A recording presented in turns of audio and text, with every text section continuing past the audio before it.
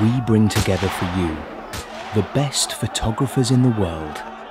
Well, one of the key things, I think, if you want to be a documentary photographer is, remember, you're documenting. So you're kind of recording probably important things that you feel passionate about, important events, important social situations. You've got to have a message. You've got to have a reason for being there, and a reason that you've got to have something to say. If you go somewhere and you've got nothing to say, I mean, I'll come back with just absolute rubbish. I've got nothing to say. If it's a demonstration, and I run towards it like any photographer or journalist would, because you're kind of trying to see what's going on. And there is an excitement when you're doing that. You know, I mean, it gets nasty, obviously very nasty, when guns start coming out and people start getting shot. That's what happens in the Ukraine. That's what happens in Palestine and places like that. So that's quite different, yeah.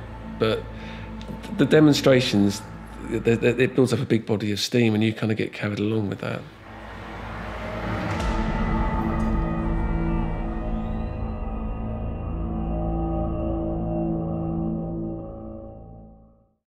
One thing that's always been very important to me is personal work, and I've always maintained personal projects.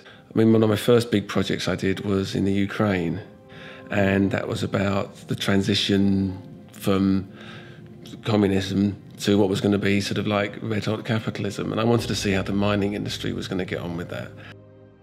And I stayed with this family because I wanted to concentrate in the community, and I like to live and stay with families if I can. Came back and I showed it to Colin Jacobson, who was then editor of the Independent magazine. And he kind of said, well, I like the stuff of the miners, but you know what, I find the family much more interesting. And I was kind of got that impression as well. You know, that was the most interesting. And yeah, just looking at normal family life, just the lives of people who live in that community. And that's really been what's been my main focus on personal work ever since. It's about how people live, usually under some sort of social, economic pressure, but how they get on with their lives. I mean, what I've always found is that you generally have to work with a fixer or someone who can translate for you, because I'm working somewhere where they're not English speaking. But people have always been very relaxed with me, very quickly. And we strike up a conversation. We might want to talk about their conditions and how they're living. And then I'll ask, can I just spend some time with you today? And people go, they look a bit surprised. You know, sometimes, well, you know, I'm just going to do my daily routine. I say, well, that's exactly what I want to photograph, you know, and people just kind of forget that I'm there. I keep my kit to an absolute minimum. So I've got a small little donkey satchel. I sling it over my shoulder, and that everything has to fit into that. So it's generally 2 camera bodies and 3 lenses, a 24, a 35 and a 50, and an 85, which I use now because I do a bit of filming as well. But it's just keep the kit as minimal as possible. So I used to work on Leicas, rangefinders, to do my personal work up until about 5 years ago. Then kind of discovered digital in a way, which for me, I've got no qualms about leaving chemistry, chemicals, and all that smelly stuff behind. And also I find the quality of digital is wow. It just opens up so much more than film did for me. And I think it's much better to work with primes. Long focus zooms are fine, you know, 70 to 200, that's great. But when it comes to wide, anything below 70 or something like that, just stick to a prime, because you really, it makes you compose better, I think. I find, rather than zooming in and out on a wide, because it changes the composition so much, zooming. You need to actually move to recompose your pictures. And it frees you up, you know. I do everything on prime lenses, even the holiday snaps. Recently, I've been doing this project on slums and people living in them, and I was avoiding gangs because that's the big stereotype.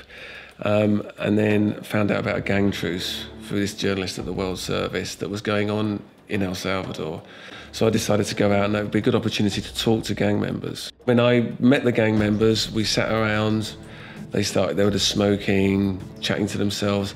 And then after about half an hour, they just said, hey, did you want to just come off the main road, come around the back? Yeah, so we went around the back.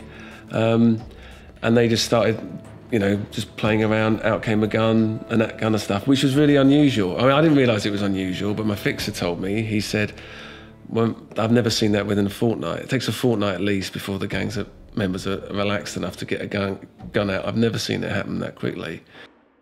You've got to feel comfortable being able to sit around in these kind of places, and I'm happy. I can sit anywhere, you know what I mean? It doesn't bother me. I'm interested in the people around me and what they're doing.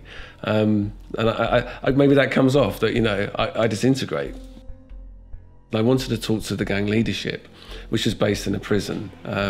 They kind of run the gang from there because they're the older senior members of the gang. And my fixer was saying, well, I put it out to the minister.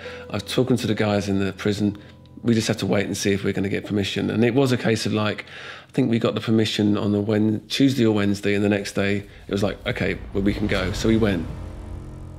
And he took us in and then took us to where the leadership hangs out, basically, which is just in one room. I mean, it's a massively overcrowded prison, built for 800, got over 2,500 in it. People they hang door frames, doors from the ceiling. They drill holes into the ceiling, connect ropes, and then that becomes their bed.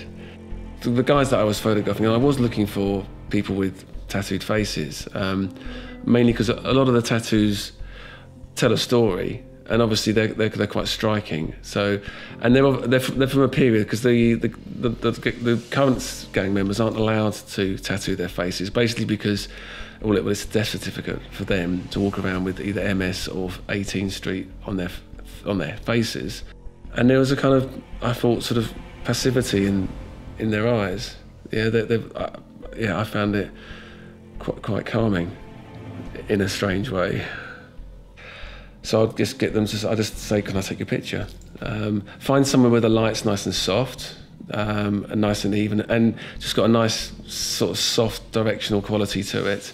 And then just ask them to look straight into camera. And I've done that many times, and people they just look, I hope quite, just sincerely, honestly, straight into the camera. I suppose what makes me a little bit unusual is that I work mainly in advertising. And advertising's actually something that I really enjoy. I've done it for quite a few years. I sort of stumbled into it because my wife, she was working in advertising and said, hey, there's a lot of people out there a lot of art directors who are really interested in this kind of work that you're doing, and there's not many photographers doing it, so why don't you try it? I've done a whole mix of campaigns. I mean, I've gone from working for Nike, did a big campaign working with some of their key athletes and things like that, to that's sporty. I've been the This Girl Can campaign recently, which is about encouraging women of all shapes, sizes, of anything, just to go out there and start doing a bit of exercise, and don't give two hoots about what anyone thinks of you sort of running around the park or doing what you need to do. Well, you can make it look like it's just a moment that's been captured. So often we're kind of setting things up to do that and try and make it look as natural as possible. And I bring my experience as a documentary photographer to that.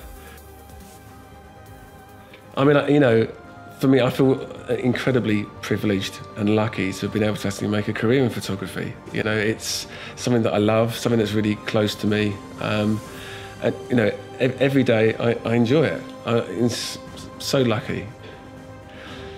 I mean, the great thing about being a documentary photographer or a photojournalist is when you travel, you're not there as a tourist. You're actually looking under the skin, under the surface. You're having to sort of look deeply into that society or the place that you're at, and so you see things that you'd never normally see. Wow, I'm just, even though I don't get a decent picture out of this is an amazing place to be and to experience and to share. And that's, I feel very, very privileged to be able to have done that.